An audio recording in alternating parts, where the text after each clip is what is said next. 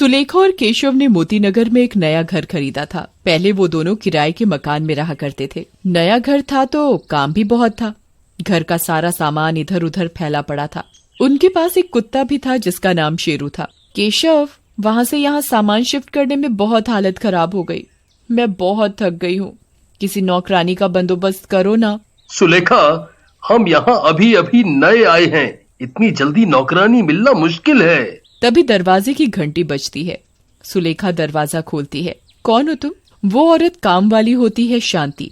Ma'am Sahib, मैं नौकरानी है, शांति। हैं?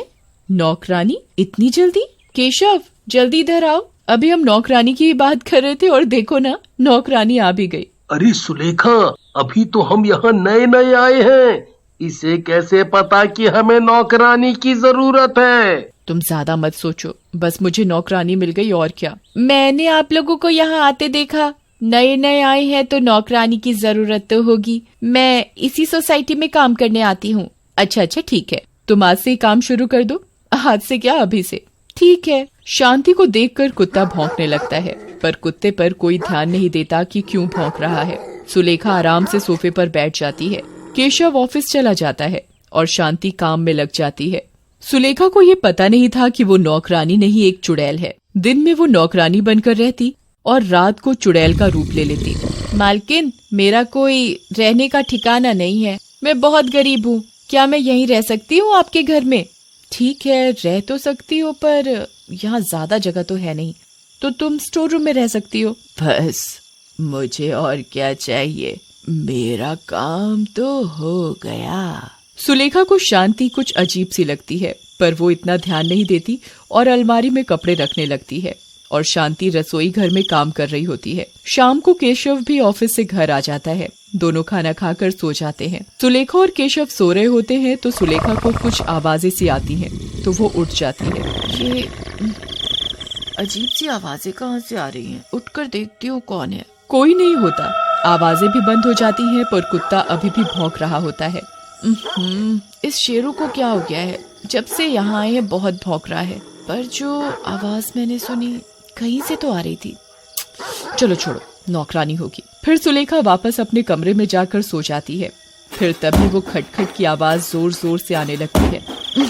अरे हद हो गई, ये काम वाली भी ना पता नहीं इतनी रात को क्या कर रही है। सुलेखा काम वाली के कमरे में जाती है। कमरे का दरवाजा हल्का सा खुला होता है, तो वो उसमें से झांक कर देखती है। वो काम वाली को देखकर बहुत डर जाती है। वो देखती है कि कामवाली ने एक चुड़ैल का रूप ले लिया है और वो चूहा पकड़कर खा रही है। सुलेखा केशव को उठाने जाती है। केशव उठो, वो नौकरानी। क्या हुआ नौकरानी को? सोने दो ना, अब इतनी रात में भी क्या नौकरानी से काम कराओगी? अरे नहीं ना, तुम सुनो तो, वो नौकरानी अपने कमरे में चूहा खा रही है। सुलेखा, तुमने कोई बुरा सपना देखा होगा। सो जाओ और मुझे भी सोने दो, सुबह ऑफिस भी जाना है। क्या पता मैंने जो देखा वो मेरा वहम हो। फिर सुलेखा सो जाती है। सुलेखा सुबह उठती है तो शांति रसोई में बर्तन धो रही होती है और शांति का चेहरा भी नहीं दिख रहा होता। शांति, केशव और मुझे किसी काम से बाहर जाना है अभी, तुम जल्दी जल्दी काम खत्म कर लो। शांति डरावनी सी आवाज में बोलती है। ठीक है मेम साहब। इस शांति को क्या हो गया? अभी तक तो इसकी आवाज ठीक ठाक थी, अब इतनी बदल कैसे गई? सुलेखा और केशव दोनों बाहर चले जाते हैं। जब शाम को घर लौटते हैं तो देखते हैं कि घर का दरवाजा खुला है और शांति रसोई में उनके कुत्ते शेरू को खा रही है। ये सब देखकर सुलेखा केशव को बुलाती है। केशव, वो अब क्या हो गया? अभी तो तुम ठीक थी, अभी घर में आते ही क्या हो गया? वो शांति हमारे कुत्ते शेरू को मारकर खा रही है। केशव अंदर जाकर देखता है तो शांति रसोई में पोछा लगा रही होती है। सुलेखा, तुम्हारा दिमाग खराब हो गया है। देखो जरा, वो बेचारी तो पोछा लगा रही है। सुलेखा को कुछ समझ में नहीं आता कि उसके साथ ये क्या हो रहा है। फिर वो अपने शेरू को देखने जाती है, पर उसे शेरू कहीं भी नहीं दिखता। सुलेखा मन में सोचती है कि अगर फिर से केशव को बोलूंगी शेरू के बारे में तो वो फिर से मुझ पर गुस्सा करेंगे। रात हो जाती है, दोनों सो जाते हैं, पर सुलेखा को नींद नहीं आ रही होती, तो वो खिड़की से बाहर झांक रही होती है। तभी क्या देखती है कि शांति सोसाइटी में चुड़ैल बनकर घूम रही है। ये शांति एक चुड़ैल है। जो हमारे घर में कब से रह रही है, इसने मेरे शेरू को भी मार के खा लिया। सुलेखा पूरी रात नहीं सो पाती। सुबह होते ही केशव को सब बता देती है। बस बहुत हो गया, तुम सच में पागल हो गई हो। जाकर किसी अच्छे से डॉक्टर से इलाज कराओ अपना। शांति रसोई में काम कर रही है, वो कोई चुड़ैल वुड़ैल नहीं है। केशव फिर ऑफिस चला जाता है। ये मेरे साथ क्या हो रहा है? केशव को तो कुछ नहीं दिखता। मुझे वो शांति बार बार चुड़ैल दिखाई देती है। मुझे इस शांति पर नजर रखनी पड़ेगी। अगले दिन शांति रसोई में काम कर रही होती है तो सुलेखा केशव के लिए नाश्ता बना रही होती है और शांति पर चुपचाप नजर भी रखती है। तभी देखती है कि अरे चीनी तो खत्म है, अब केशव के लिए चाय कैसे बनाऊं? हाँ, पड़ोसी कब काम आएंगे, पड़ोसियों से थोड़ी चीनी ले आती हूँ। सुलेखा चीनी लेने पड़ोसी के घर जाती है और घंटी बजाती है। पड़ोसन दरवाजा खोलती है।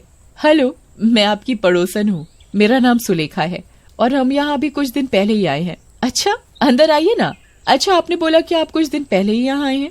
कौन से घर में आए हैं? वो 2 घर छोड़कर जो घर है ना, वो ही। इतना सुनते ही पड़ोसन चौंक जाती है। वो घर? क्या हुआ?